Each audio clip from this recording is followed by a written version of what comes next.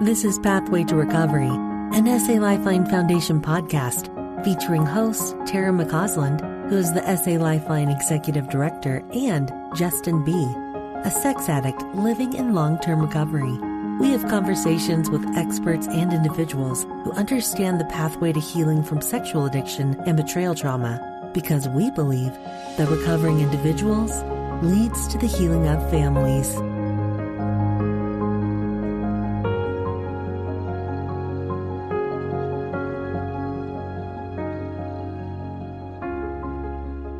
Welcome to the Pathway to Recovery podcast. I'm Tara McCausland and happy to have here with me my co-host, Justin B. Welcome, Justin. Thank you, Tara. And Heather B., who is Justin's wife. Thanks for being here again, Heather. Thanks for having me. We talk in SA Lifeline about a willing heart, and we talk about it for not just the person who's dealing with the behavior, but we also talk about it in regards to the affected spouse. And so I'm curious, Heather, from your perspective, what does a willing heart really look like for a spouse to be willing to take the steps to heal yourself rather than focusing so much on the addict? Yeah, I had to be willing to just first I had to be willing to go to God and ask God, I don't know what to do about this. I can't believe my marriage is falling apart. I had no idea and all these things. And then I just had to be willing to just pray and ask, God, what do I do now? What am I supposed to do with this? And then I finally was crazy enough to go to my ecclesiastical leader and told him, I have the mouse and the computer keyboard in my trunk right now. Every time I leave, I'm driving with parts of my computer. I'm going insane. He would leave for work and all day long, that's all I could think about. And so my ecclesiastical leader, he was the one that actually sent me to a recovery group. He was the one that said, because I kept showing up like, I need help. I don't know what to do. And he would give me scriptures. He was great. I am so grateful. Again, feel like God just put people in my path that I needed. And he was someone I needed at the time. And he really was so good at just talking to me about how I can forgive, but I don't have to trust. And that was huge. That was like, oh my gosh, what? I could do that. He just kept talking me through these different things. And then finally, I just remember this one day going, here, go to this meeting. We've reached the end of my abilities of being able to help you, which was great. I love that he was open to that and totally was just like, here, please go to this. And that was the day that my life changed, was walking into that room. That is when my journey really began. I'm so grateful for those women who were there, who were willing to be there. They had started a meeting and no one had come for 2 weeks. And it was brand new. And that was another reason my ecclesiastical leader just found out about it. He was like, here, go to this. And I came and they were so excited because me and one other woman showed up and they were so excited. But I just remember going in going, okay, they're going to tell me how to fix my husband, how to get him to change and how to get him out, not to be an addict and how to, do all these things. And I just remember being so shocked by the end of the meeting that all they talked about was themselves and how it had affected them and how their higher power was helping them. And I was like, what? This is not what I wanted. It's not what I wanted to hear, but I kept going back and I just kept going. And the more I kept going, the more I realized this is where I need to be. And this is what's going to help me, because I felt like I wasn't alone. I felt like I had a tribe now of people that at least understood, and they were happy. They were laughing. I can remember them laughing. And I remember thinking, how can you be laughing? You live with addicted men. It just didn't connect. But it was just such a blessing. I'm so grateful. So grateful that he sent me there and that he was willing to say, I can't help you. Maybe this can. Yeah. And he was so right. That's really all I started doing was once a week meetings. I just went every week. Every Saturday morning was when my group met, and that's where I went. And it was great. And then eventually I got willing to have a sponsor. I opened my heart to that. And I saw how sponsorship was helping people and it was changing them. And I realized, And God started kind of directing me towards that. Like, you kind of need a sponsor. I thought I didn't. I was trying to work the steps on my own because I was like, I'm different. I'm special because that's how human beings work. And so I eventually realized, no, I'm not any different. I'm not special. And I eventually found a sponsor, my therapist. It's great to go into a therapist and talk and tell him all these things, but then he gave me things to do or tools to try. And I had to be willing and open to trying them and seeing if any of those things would work for me. Now, some of the stuff he said did not help me. And I could come back to him and say, tried that didn't really work for me. He was okay with that, but I was willing to try it and be open to that. I had moments where I didn't want to be willing. Moments when I'm like, I don't love my husband. I just really don't want to be here. But then I would pray for a willingness to be willing to love him, willingness to be willing to do this next thing that I need to do. And those prayers were answered. I was not perfect. Still not. There's times when I struggle with the willing heart, but I know as I surrender and I recognize my willingness that God works with that, even just a little tiny bit, and has healed me because of it. And I guess that's where I'm able more now to be willing, is because I've seen how that's changed me. Well, I love that you, as you explained so well, it was just baby steps, that it wasn't everything all at once, but that you were willing to pray and willing to listen to that answer and then willing to go to a meeting. And so I think that, as you described, that sliver of willingness and recognizing that might ebb and flow sometimes, but continually being willing to just get back on the path if you feel like stepping off, or if you step off for a little while, because it's really easy as someone who has been victimized to stay in that victim mindset and say, this is not my problem. This is not my fault. Why should I have to XYZ, go to a meeting, go and buy these books and read them? Is this my life now? And I've heard that from women. I've had people come to a group and I'm talking to them afterwards or whatever in the parking lot. And they're like, why should I have to do this? That victimhood is so easy. It is easy to stay there.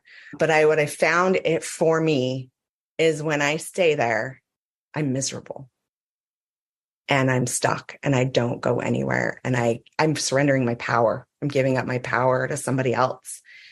And the minute I turn that around and I'm willing, like I'm like, okay, you know what? I need to be willing to do XYZ or be humble or take this to God and open this up.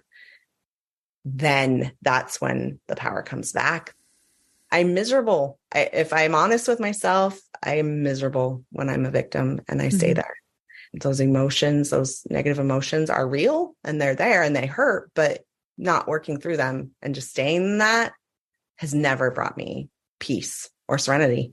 It's just brought me misery. So. And just to clarify for our listeners, how many years was it, Justin, before you started going to 12-step after Heather started going?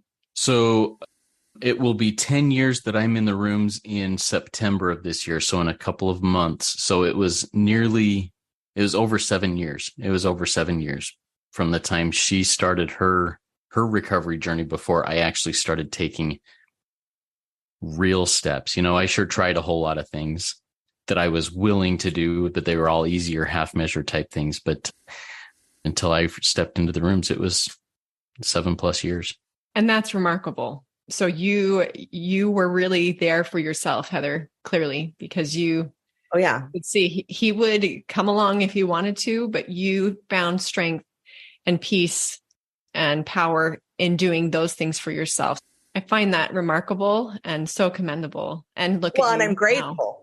For that experience because to me, it taught me, as hard as it was to live with an addict. I mean, like I was living with an addict. He was in complete and total denial, did not believe he was an addict. I got control of this, honey. Don't worry, I got it. I love you, dear. But remember what you said to me once. Don't worry, I got this. It's like, okay. And there was rocks along the way, but I can honestly say, looking back, there were moments of joy. I mean, I think those 8 years of our marriage were so much better than the 10 years that I had the recovery in my life, that I had tools, that I had God. I was putting God at my center, no longer him. It was me and God. It was me and God a lot. In fact, I was probably better at relating then than I am now that he's in recovery. Sometimes I feel like I get probably a little more lax on my surrender, things like that. But I am so grateful because I did learn really quickly that recovery was possible and I could still be happy even if he chose not to be in recovery. And that has been a great gift to me, as hard as it was. Anytime I talk to a woman who's like, well, my husband doesn't want to go. And I'm like, honey, girl, it's okay. I've been there. I know that. And that is a hard path and it's a yucky path too, but you can be happy. I promise. Like there will be peace. There will be serenity. And who knows what will happen. I don't judge anyone's path. If someone's marriage has to end, that's okay. Like it's their path. Their path is different than my path. Their God is going to lead them to do something different than what my higher power led me to. Because I did pray and I asked. There were times when I asked, should I leave? And it was always, no, stay. And I was like, okay, I'm staying. And personally, I would rather have stayed. I knew what I already was married to and everything. And we had kids and I didn't want to break that family that I had created, worked so hard to have, that was different than my family. And so it just gave me more tools to do that, to make an even stronger family and a better family. But I had to trust in God, and that was hard. Yeah. Well, I feel like you're a poster child, Heather, of this is what recovery looks like when your husband is not coming along with you. And as we like to say, it works when I work it. So regardless of whether or not my husband chooses to work it or my partner, I can still enjoy the gifts of the program. And that's powerful. Any closing thoughts, Justin, before we close out this particular Q&A? Just a bit of gratitude, I guess, is what my closing thought is on this one. That Heather, while it was hard on me, looking at it as a selfish person, I thought, hey, I'll share this, and she'll say, thanks for being honest. This hurts my feelings, but let's work on this. And then seeing how much it honestly hurt her was shocking, as she mentioned. But the example she set of going and getting help, going and connecting, although, like I said, I did not follow that example for a long time, the light that came to her, the light in her eyes, eventually drew me to what became recovery and what is, generally me living in a really generally good place. And I'm grateful for that. And that example that Heather set to drag me along, even though she didn't do it forcefully. I mean, she, after a while, was like, you do what you do. I'm working myself. It sure attracted me to come along with her. So that's what I have as a final thought. Well, and he would say to me, I remember if I hadn't been to a meeting for a little while, like stuff had come up or whatever that week and I didn't get to go to a meeting. So then it would be the next week. He'd be like, that meeting, I think you really need to go. And I was like, and I remember thinking, you need to go. But I would be like, oh, you're right. Like, brutal. To go. Oh, it's fine. But it was true. Like, I love that someone noticed a difference. There was a difference being had. Like the fact that he even would be like, hey, I shared stuff with him that I was learning about myself, about the steps. And so sometimes he'd bring up the steps and I'd be like, why are you doing this to me? But then, I would bring it back to myself and I'd be like, no, this is about my journey. He's got his and I got mine right now. It was good to know that it was changing me, to have someone saying, you need to go back to those, even though he didn't want to go, told me these things are good for me. So I'm so grateful. Well, it's so fun to listen. To listen to you talk and reminisce about these experiences that were, I'm sure, in the middle of them, so painful.